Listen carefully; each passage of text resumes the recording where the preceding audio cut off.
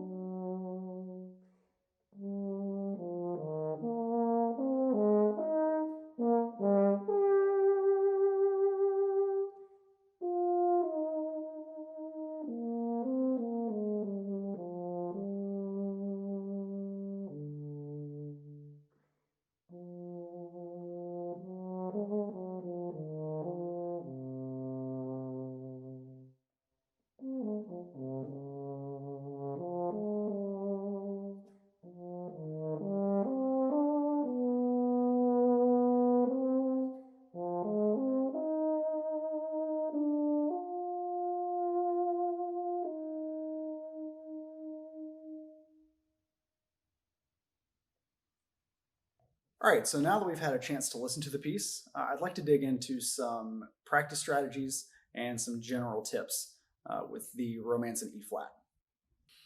So we're not given a metronome marking with this piece. We're just given slowly with expression at the top. And this is relatively open for interpretation because it doesn't include a metronome mark. However, I recommend quarter note equals 66 to about 72. And this will allow for really great expression, but will also keep the phrases from being unmanageably long. You should play this piece at a tempo where you have the 16th notes under control.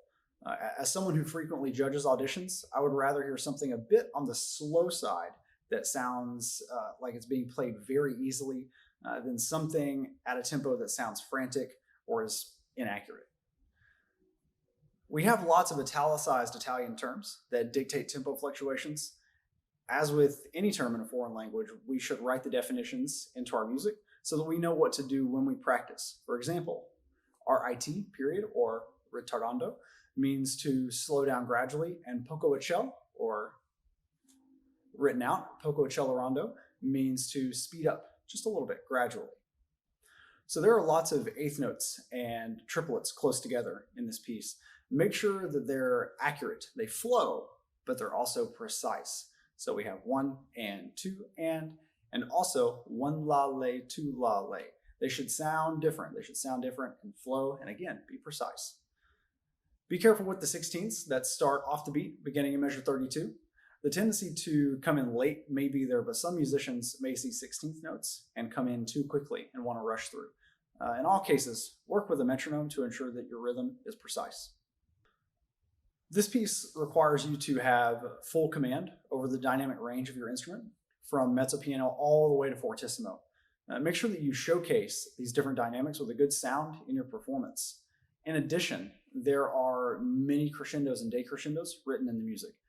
As someone who frequently judges auditions, I can tell you that this is one of the marks of a great musician, someone that can move gradually between dynamic markings with a consistent sound.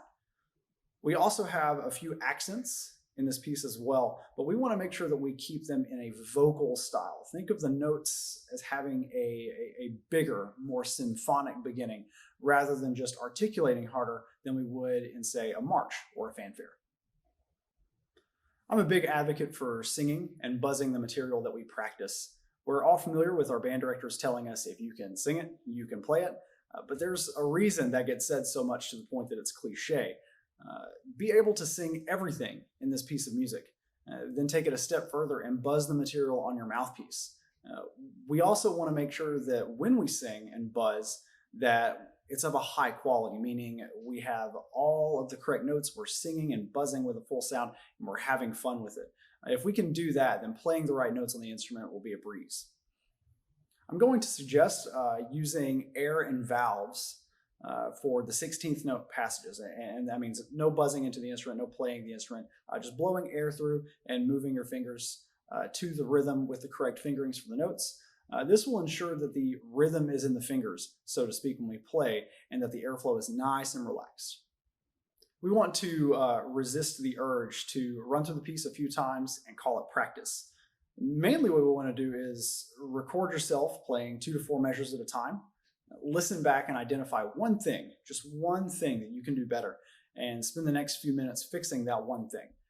This takes a lot of time and effort, but is more efficient and effective in the long run. I can promise you that. But most importantly, we want to remember that we play our instruments. I want to encourage you to have fun with your audition this year. And so by all means, while you're preparing for your audition and while you're practicing, and especially when you do your audition, please have fun playing your instrument. It's going to make your audition that much more enjoyable. Again, I'm Dr. Ian McCollum from UNC Charlotte, and I wish you the best of luck during your 2020 and 2021 All-State audition. Thanks for listening.